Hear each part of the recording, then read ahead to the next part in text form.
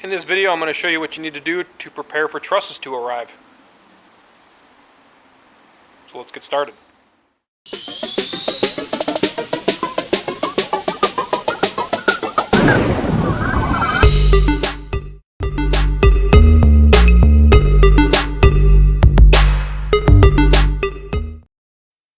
This is the header for the large garage door. It'll be 16 feet wide when we're done.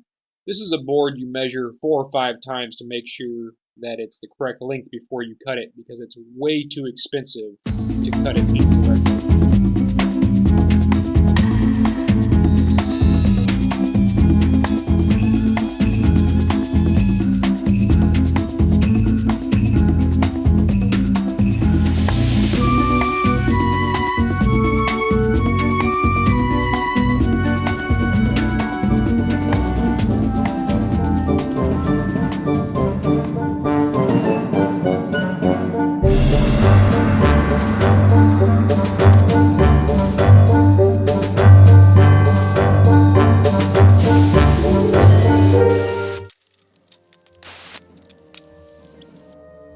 So those metal straps are for shear wall strength. And in order to install them correctly, I have to relieve the bottom of the sheeting, which will allow the straps to be mounted flush so that the siding doesn't bow out in front.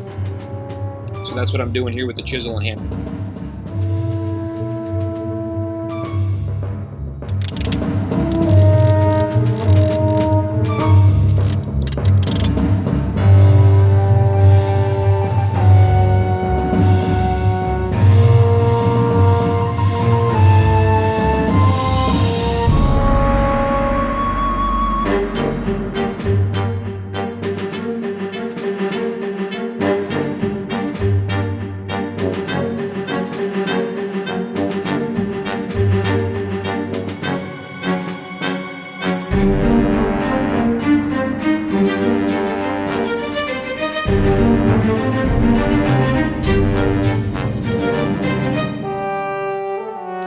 So what I've got set up here is the string around the top of the boards, and I've put one of the braces in, two of the braces in the back. I'll go show you what that looks like, and then we'll make a few more braces, put it all together, and go from there.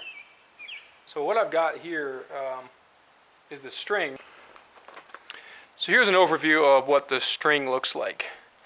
So inside the garage, we've got all the sheeting on, except for a little tiny bit at the tops. And right up here in the corner, I put 2 nails. And I started a string, and that string runs from the corner all the way across to the other corner. And then from that corner, all the way across behind that shed, which you can't see, in the corner though.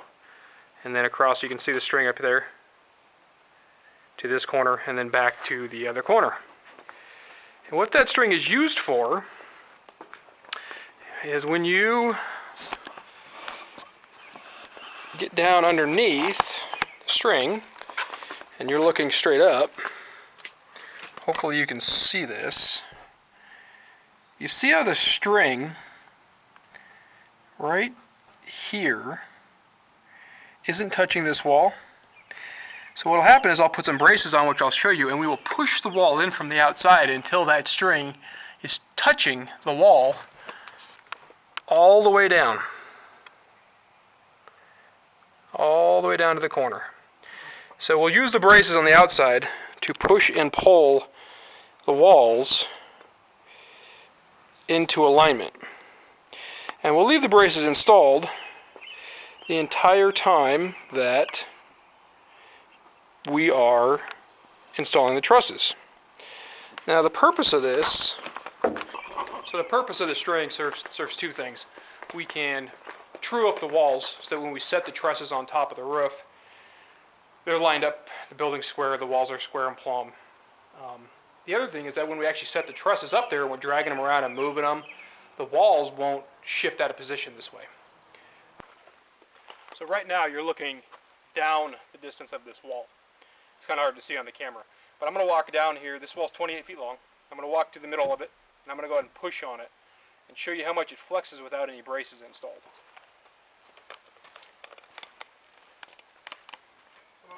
So I'm about in the middle, and you can see and hear how much that wall flexes.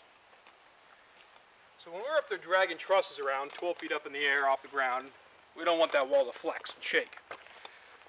So how we stop that from happening is we install braces. I've installed 2 so far, and I am going to install the 3rd, and from then on out the rest of them a little differently than I've installed these first 2.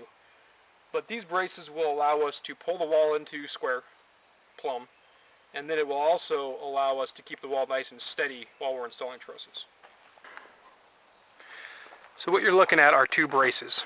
I've attached it to the top of the wall, and I've driven a big stake into the ground, a stake that I cut out of a 2x4, and it was pretty long, so I have got a lot of ground contact.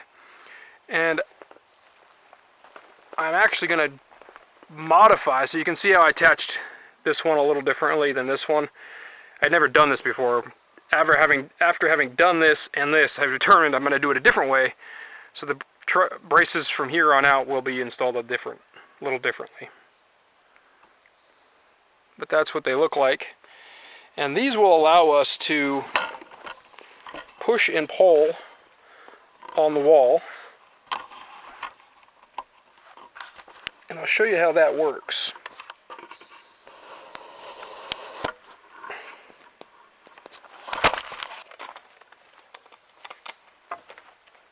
So I've got the string up, and once I get all the braces in place, I'll come back and I'll start checking the string to make sure it's touching all the studs. And what we'll end up doing, if it's not touching, we can either drive a stake in the ground and put another board from here to the stake, and then push down on this, right, really hard, and drive a nail into it, and hold it in place, which will push the wall in.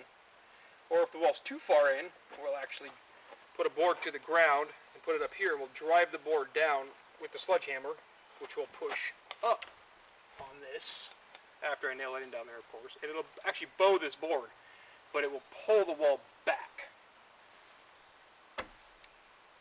I'm hoping I'm explaining this well.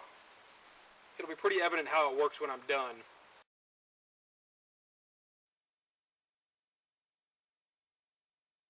I wanted to use my drone here to give you a bird's eye view of the setup for the trusses. So I'm doing a little flyover here. You'll see in the corners of the garage there, we've got 2 boards that span from the outside walls to the front wall. We figured that was better to brace the wall in the front than putting braces up from the ground, because the truss truck needs to get pretty close to the garage. What's in the middle of the frame there is a kind of an A-frame structure. That run across from wall to wall is kind of called a rat run. It's commonly referred to as a rat run. And that's not to hold any people. It's not going to hold me. It's to hold the trusses in the center as we drag them across the wall. And it keeps them from bowing so that they won't break in the middle. Just some extra 2x4s and a couple of 2x6s we had lying around.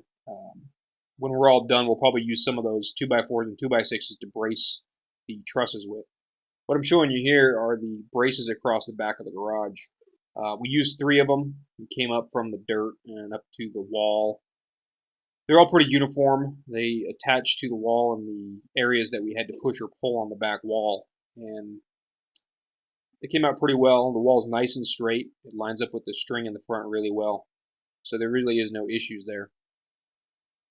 Around the other side here,